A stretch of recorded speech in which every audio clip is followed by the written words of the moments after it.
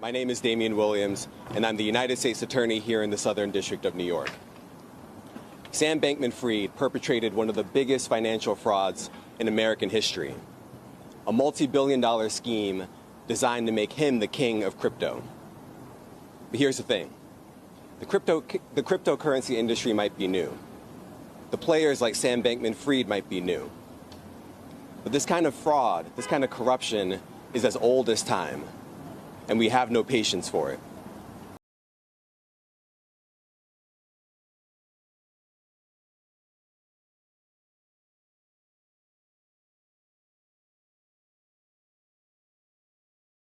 So guilty on all 7 charges and up to 115 years in prison. We'll know as of March 28th, 2024, how that will go. It took the jurors only 5 hours to reach a verdict, so they felt pretty sure on their decision.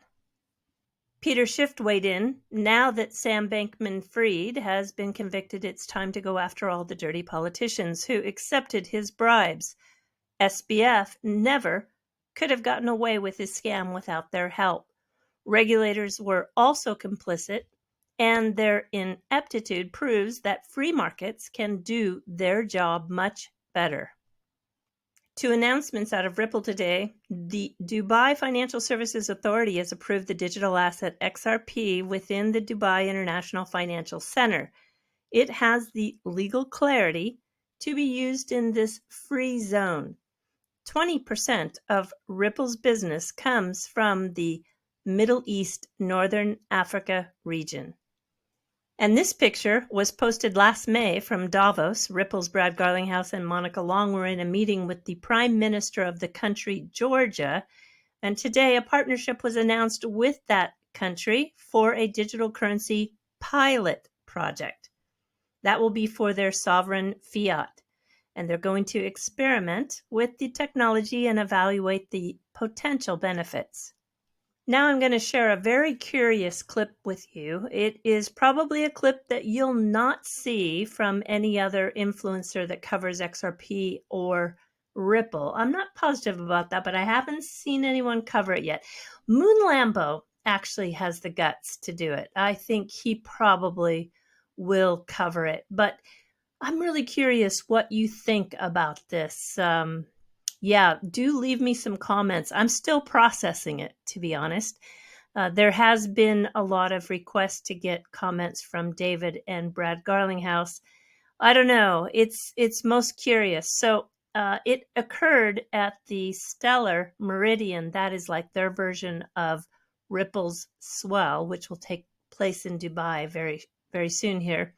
And the Meridian took place in Madrid, Spain, and they did have the head of fintech strategy and innovation of MoneyGram weighing in, and the CEO of MoneyGram joined them for a little chat. All I can say is have a listen, and I am not going to just walk away from this comment. I'm going to do some more research, but it is most curious. Do you think Ripple could make a comeback? There's a lot of FX volatility in that stuff. That's probably the single biggest challenge that we had, using that was we were trying to look at cross-border use cases, and you go from, US dollar to a peso like we do today. You got to buy pesos. You have to play pesos into the market. There's an FX cost to that. Well, you think when you go into the crypto world, you could eliminate the FX cost. The reality is you can't, because that coin's moving around in value. So it didn't really solve for anything, and actually it added a third element, because now you're going a dollar to a currency to another currency. So now you're doing like 2 foreign exchange trades instead of 1. So it didn't really make a lot of sense to me. So, I won't comment on, what else they're doing or where they're going to go, because, it's a lovely company, I guess. Yeah. And sticking with Stellar for just a moment, I've been working on a series of videos that is going to cover the quantum proofing of our financial system. And there is a company, BTQ, that did some of this future proofing for Stellar. And I think, it's quite interesting to see that the BIS is also focusing on this big time. This is called Project LEAP, which was launched by the Bank of International Settlements Innovation Hub, along with the Bank of France and Deutsche Bank, to prepare central banks and the global financial system for the transition towards a quantum-resistant encryption. The reason for the focus is quantum computers, should they reach sufficient size and power, may be able to break the encryption schemes widely used today to ensure secure financial transactions and data. And that goes for all of blockchain. So this makes quantum computing one of the most important cybersecurity threats facing the financial system, potentially exposing all financial transactions and much of our existing stored financial data to attack. Have a listen. We also do work in post-quantum cryptography for blockchains. This is a huge area of our business where we've developed several scaling solutions for blockchains.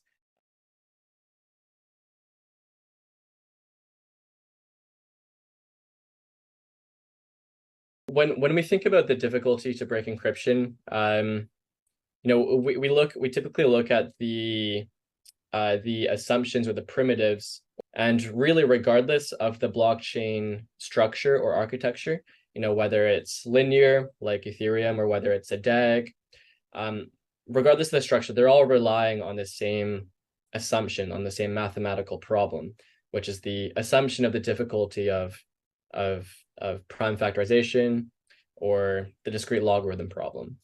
And when it comes to breaking those algorithms, it's agnostic of the blockchain architecture. It really just depends on how difficult is it to break to solve those assumed to be hard problems like discrete log and prime factorization. So it doesn't really play a role, and it doesn't make you more safe. Really, what you need to focus on from a blockchain security perspective is the underlying cryptographic primitives. What's the amount of time that it takes your transaction to be included into a block, and then for that block to be passed around through the network to be either mined or have a stake or be staked against, and then once the network comes to consensus, then it's finalized on chain. And how you can think about this increase in latency is, if these post quantum signatures are 10 times the size of pre-quantum, that means that every block which has a transaction information in it and the signature, every block is able to fit in fewer transactions. And so as a user, you're waiting potentially several blocks longer for your transaction to be included and finalized on the blockchain. So we recently completed a grant with Stellar, which is a peer-to-peer network. It has a market capitalization of over 2 billion, I believe, and a daily transaction volume of 35 million. And our project with Stellar implemented this infrastructure to upgrade existing, vulnerable digital signatures to post-quantum digital signatures. Again, using the technologies that we've built at BTQ. So the outcome of that was this. You can think about it as an aggregate signature as a service, which essentially takes in a bundle of signatures associated with a block, and then compresses it to then push it back on chain. And so this reduces the cost of transmitting those very large and expensive signatures that we previously saw.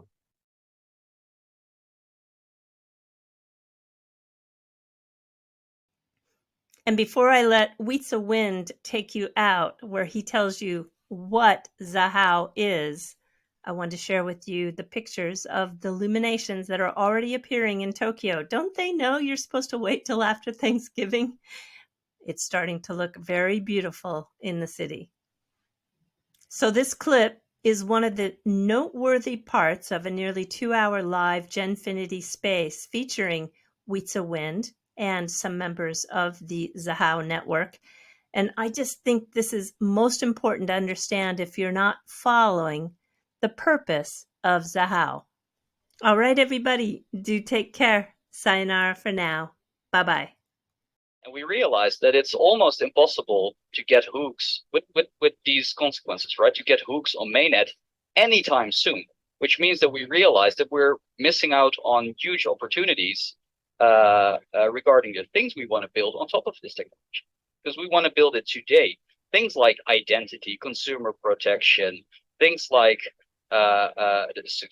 security related things like inheritance, what if something happens to you, key recovery, retail solutions, direct debit solutions, name it.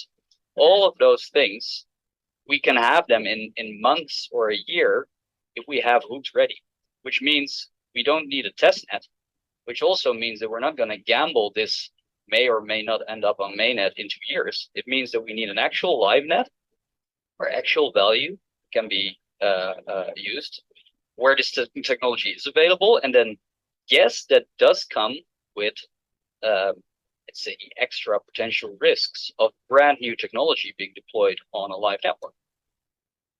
But we'll have to anyway. So this is what Xahau is. Xahau is basically the XRP ledger protocol. It's exactly what the XRPL is, but then with some features disabled, with some other features enabled, of which hooks is one. There are some other things as well.